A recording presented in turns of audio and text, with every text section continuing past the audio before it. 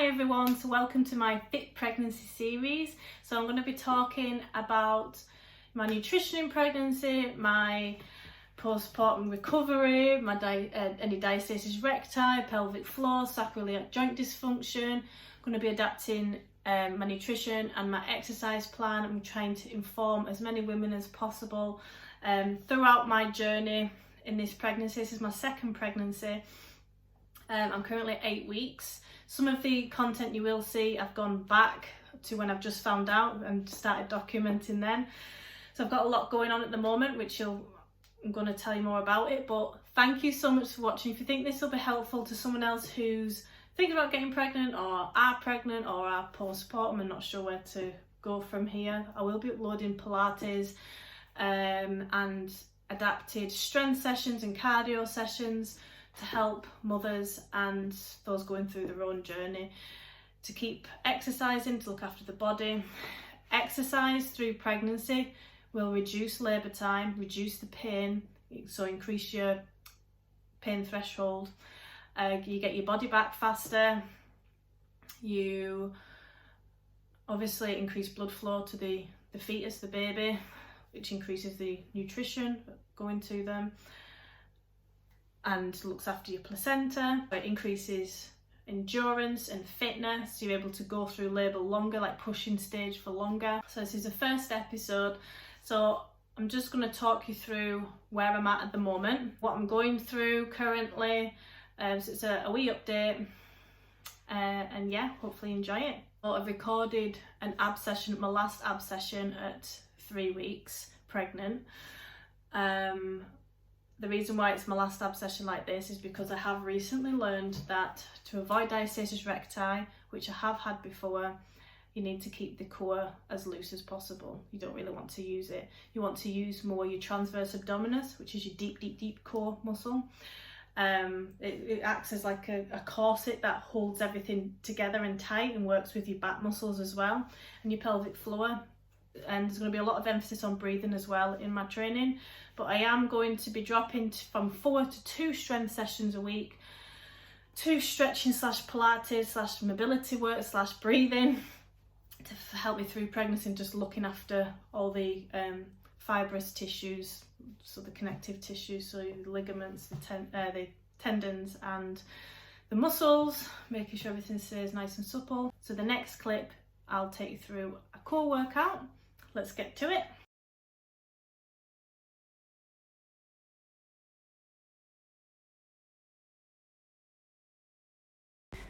Okay, so there was crunches to this as well, but for some reason it's cut off. So it was just basic crunch to knees and 20, and then we're going into 10 reps of the side plank dips, full range of movement. So like I said, this is the last time I'll be doing full core work like this because we want to relax the core during pregnancy. Reverse crunches here, did about 12 of these. They are tough on the lower core. So I did these series of exercises back to back. Here's the dead bug walk, 4 times.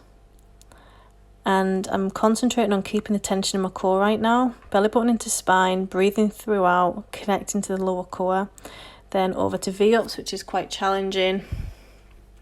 It uses a full core muscle, balancing on the bum. I did 20 of these. My abs were sore for days after this workout. So there's no benefits of this during pregnancy. This was like my last core workout at 2 weeks pregnant currently here. Into the bicycle crunch, did 20 of these. Trick is to do it nice and slow, controlled. And then I finished with a plank to failure, which did not take long. Hope you enjoyed it.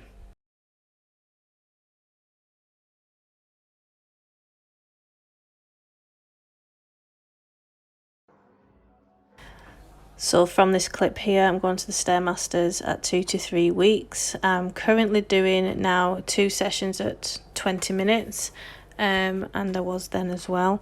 I will want to increase this as much as I can, and depends on how I feel as well. So it's just nice, light and easy Stairmasters twice a week right now. Now I'm going into week 8 officially. I need to remember to not look at myself, what I'm used to. but to look at my actual camera, otherwise it looks like I'm cross-eyed. So bear with me, this is a bit new. So yeah, well, I recorded the videos I'm about to show you. I was 2 to 3 weeks pregnant, and now I'm going into my 8th week, but officially 8 weeks, but I'm really 7 weeks because I know roughly when conception was. Feeling pretty good considering I've had a bit of fatigue, a bit of hormonal, I've been quite emotional. My boobs have grown a lot, they're quite heavy at the moment. Little bit of nausea. I won't go as far as saying nausea right now. I'd say more, I don't trust my stomach. Like if I overate and then saw something that I didn't like someone spat on the floor or something like that, I'd probably vomit. So I'm a little bit, I won't go as far as saying queasy, fragile in the morning before I've ate anything, which is normal. Super bloated. I kept thinking that I was already showing at 8 weeks, but it's like I'm doing less steps now because I've got so much going on, and I've had COVID. Wasn't for that long. I still trained a couple of times through the week. I was able to recover fast, but motivation's gone down as a fatigue. It's been so hot. So I've kind of had a couple of weeks break. I can't believe I videoed the first part at 3 weeks, 2 to 3 weeks pregnant, and now I'm 8. Like that's how fast it's like flown by. I have told a few people because I can't keep my mouth shut. I know like the stigma around telling people super early in case there's something wrong, but it's our choice. If something happens and I've told people, it's just, well, I'll just have to deal with that, won't I? Like, I'll deal with it. Hopefully it won't. I've just this morning left a message at Sterling Antenatal Care for my first booking appointment, which will, so yeah, you in case you've never done it before, you call up the doctors for the antenatal people, I guess, to book your first appointment. They'll go over your family history and everything, the ins and outs of you and your partner, and then they'll book your scans from there. So yeah, I'm just about to do, I did want to do it last week, but my partner's just finished up for 2 weeks, so I'm going to do it this week. So the baby should have a heartbeat. The first, some people have been talking actually about a vaginal scan. So I just know about the ultrasound that goes on your stomach, but some people have joined this app called Peanut. Highly recommend it if you're a mum. Or you're trying for a baby. There's a lot of people, like if you're going through IVF, struggling with fertility, you're postnatal, you're struggling with like your toddler, your training, and anything like mum related or to be a mum. Highly recommend. It's like Tinder for mums. I really recommend it. I've made a antenatal group where I'm sharing my antenatal Pilates, which is I've made a playlist of these as well, so to just keep the body healthy during pregnancy. So I'm gonna try and be like unfiltered, like tell you everything that's going on. So I'm in the process of moving in with my partner in Stirling, so I'm moving from Larkhall to Stirling. My daughter's obviously changing nurseries to Stirling. She's going to be at an amazing nursery. I cannot wait. And what else is going on? About to get my uni results next week. Going on holiday in a couple of weeks. Partner still hasn't told his family. That's up to him when he does that.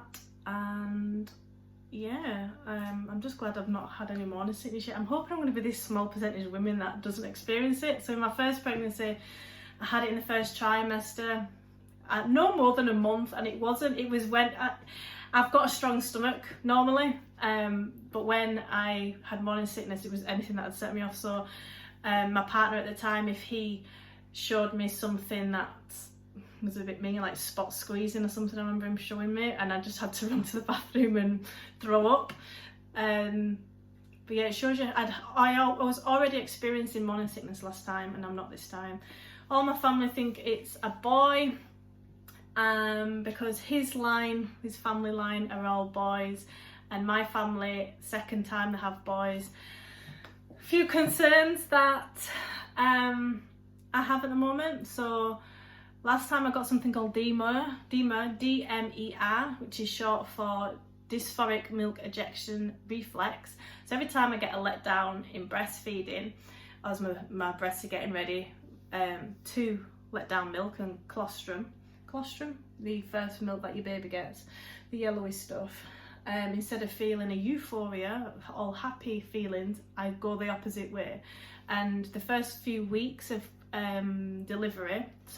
postpartum, those feelings are super strong, and they thought it was postnatal depression at first, but I was telling them, no, it's not all the time. It's like, at that point, because the baby is feeding constantly off your breasts, you're constantly getting these feelings. I've not had it yet, and I didn't have it after I gave up breastfeeding, so I'm hoping it's effed off now. Fingers crossed. Another one of my worries is, so the last pregnancy, I gave birth to my daughter at £9 8 ounces, so she was big. Usually, so I hear your second pregnancy is bigger, so I'm looking at a £10, especially if I'm training. I'm trying to, like, last pregnancy I just ate a load of steak. That girl is made of steak, so I'll probably be doing that again. So yeah, I had a 4th degree tear last time, which there's a lot of horror stories about this degree of tear. However, I did my rehab, I worked on my pelvic floor, I also had diastasis recti, or recti, however you want to pronounce it. So yeah, back to the 4th degree tear. Some people say the second pregnancy you don't need to tear. So what happened during my first labour, they forced me to push her out. She was in like the U-bend part. As a kid, like, they described it as like a toilet, and they said if you don't push right now she'll go back in, which is apparently not true, because handy enough I've got a trainee with midwife in the family. She's going into her 2nd year soon, and she said that wasn't true. I was also told that because I was 42 plus 2 weeks, 42 weeks plus 2 days, I couldn't have a water birth. Apparently this was untrue as well.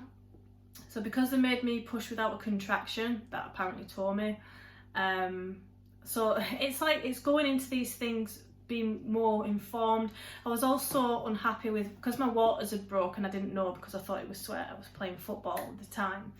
It was just a wee trickle I found in my pants. So because they found that out, I went into labour like 3 or 5 days later, I can't remember exactly, but they gave my daughter antibiotics. So she was delivered vaginally. They gave her antibiotics as a precaution. Now, as the baby's passing through the vaginal canal, it's picking up all the good and bad bacteria to help their microbiome and build their immune system right from the start. And then she was going to be breastfeeding, so she's going to have a super duper immune system. However, she was given antibiotics as a precaution. And looking back now, I wouldn't let that happen again. That just winds me up. Like, next time I would say, can we see if she's got, her or me have got an infection before you just prescribe me antibiotics? It winds me up. How fast are they to get you on antibiotics, these doctors? And every time you have antibiotics, they describe it as a fire in a rainforest for the microbiome. It's like extinction for some species and you'll never get them back. So just bear that in mind next time you or the wee one goes on antibiotics. Obviously, if they've got an infection, you need to go on them, go by what the doctor says, but that's another thing that I'm worried about. So I'm going to be breastfeeding. Last time with my daughter, I breastfed for 2.5 years, which I was really proud of because I had dysphoric milk ejection reflex. It did get less as I progressed through my pregnancy, my postnatal journey and into fitness, but it was still there. Things that helped, if anyone is watching this and they experience it or they think they might, was water, drinking plenty of water, distraction, scrolling through my news feed, someone talking to me, getting a hug, things like that. Depends who you are, you've got to try a lot of different things. But remember, it's not psychological, it's physiological, it's dopamine. They're saying there's not that much research behind it because it's quite rare. But yeah, so it was self-diagnosed because we're trying to say that I had postnatal depression, but I didn't have postnatal depression. Again, something else that they're obsessed with. I'm going to be talking as well about diastasis recti. So that, I was a centimetre, I was diagnosed by the physio. literally just I'd given birth, I think it was like a few hours, and she came in and poked around my stomach, did the test, said I was about 1 centimetre. Worked hard on my rehab. This has never been a problem, no incontinence or anything like that. I do train, I'm a weightlifter, love weightlifting. I'll be doing that all the way through this pregnancy. I stopped last time at 33 weeks because I couldn't be arsed. I was really anemic. This time I'm taking supplements, the pregnancy supplements that have high iron. I'm hoping that we'll see if this makes a difference. High iron, folic acid obviously, B12, B6, so all of the nutrients get absorbed properly and go where they should, and yeah, they're absorbed properly. What else was it? Calcium, iron, yeah, I said iron, vitamin D. There's not changing too much at the moment with my training. I've adapted things like push-ups, because you don't really want to work the stomach in the conventional way when you're pregnant or like about to get pregnant, because these stomach muscles need to relax for the baby to grow. The tighter and the stronger it is, and the more, then if you keep using it, like getting up and down, so no one tells you this, during pregnancy, then it increases the risk of diastasis recti, and I think it's like 1 in 4 women will get diastasis recti. It's lack of information as usual with the female population. There's also sacroiliac joint dysfunction, which is really popular, or pelvic girdle pain.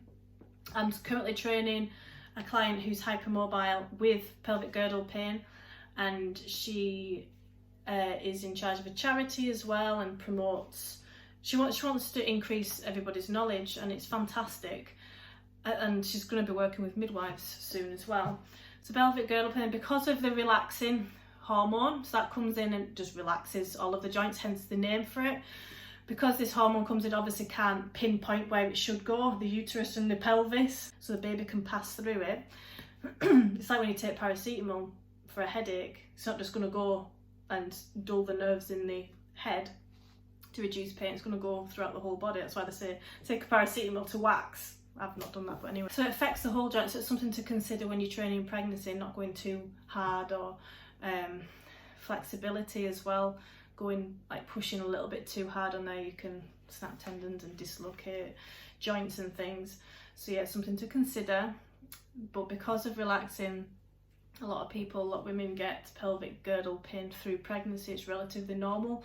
Now, a lot of misconception I've just learned is that it'll go away after pregnancy. Excuse the mess, because I am in the middle of moving house and I've just brought everything down in the background there. So the next clip, I do apologise, it's in portrait, so not very easy on the eye.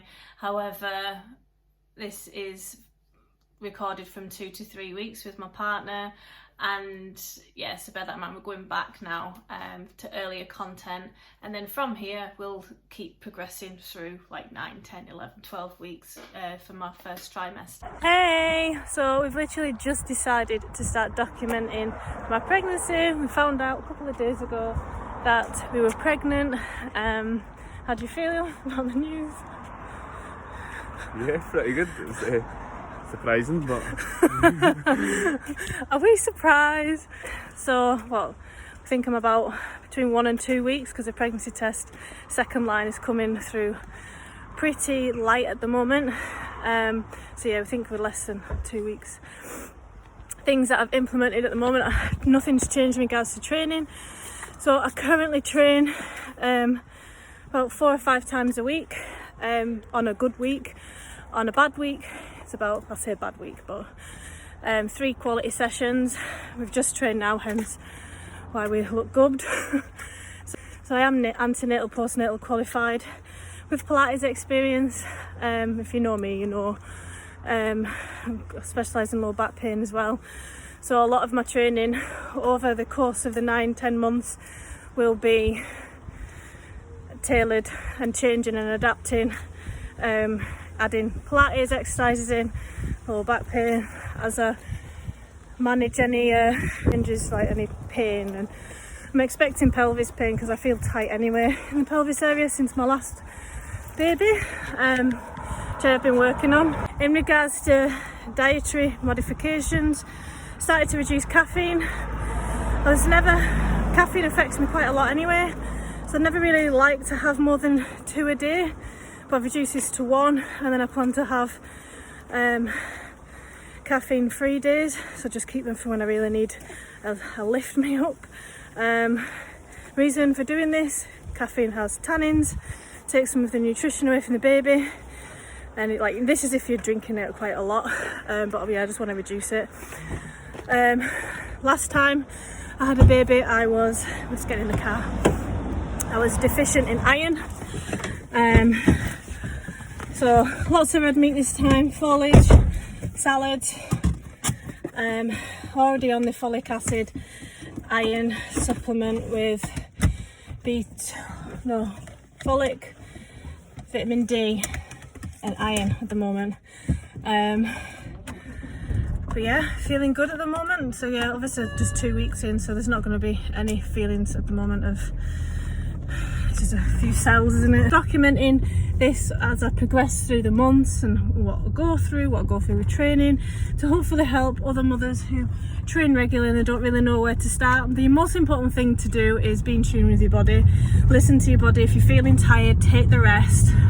If you feel like you need to do something, go for a walk, do some gentle Pilates exercises, just work on mobility and strengthening exercises, as the pelvis is the foundation of the building, if you will. So if you're not strong in your pelvis area and you're growing a baby on top of that, you're going to get a lot of pain, and it's going to knock your back out, and it increases back injuries and knee pain and everything. So that's what I'll be working on throughout this pregnancy, and keeping up all over strength and fitness, so I can chase after a newborn. Hopefully that was interesting to you. That was me at 1 to 2 weeks, pardon, not 2 to 3 weeks. So super early. I feel so bloated now, so I'm just going to show you where my body is currently at. So I'm a little bit bloated. Normally, like, I can feel hip to hip, but there is something there, like extra bit of fat. Like I said, I'm doing less steps at the moment. I do want to do, usually I'm hitting about 100k a week, but because I've been so busy, like with my business as well, DigiCoach, I've just been running all over the place, a lot of driving. So I'm hitting about 70,000 steps a week now, which isn't much to make for me. So yeah, you can see I have gained weight and I am a little bit bloated, so yes. So yeah, this is 8 weeks pregnant. As I progress through the weeks, I will be putting up side-by-side pictures, so you can see the difference as my belly grows. But yeah, if you've got any questions or anything that you want me to cover, please comment below. Please share this with other women as well. That'd be fantastic, and I'll see you soon. Bye.